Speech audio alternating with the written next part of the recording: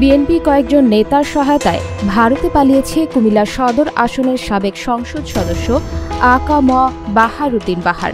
তার মেয়ে সাবেক সিটি মেয়র তাহসিন বাহার সূচনা, কুমিল্লা মহানগর স্বেচ্ছাসেবক লীগের সভাপতি জহিরুল হক রিন্টু, কুমিল্লা মহানগর যুবলীগের আহ্বায়ক আব্দুল্লাহ মাহমুদ শহীদ সহ প্রায় ১ ডজন নেতাকর্মী।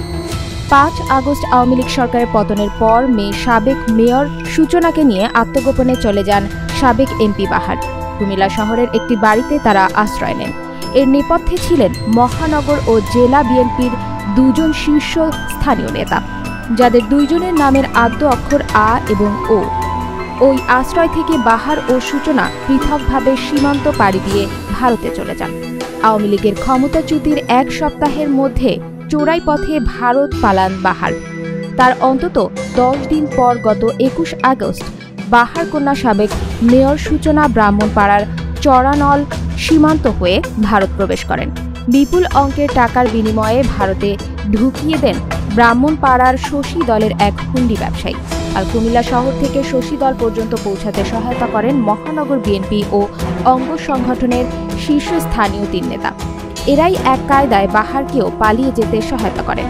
বিএনপির নেতাদের সহায়তায় বাহারের পালিয়ে যাওয়ার খবরে স্থানীয় বিএনপির নেতাকর্মীদের মধ্যে নানা জল্পনা চলছে।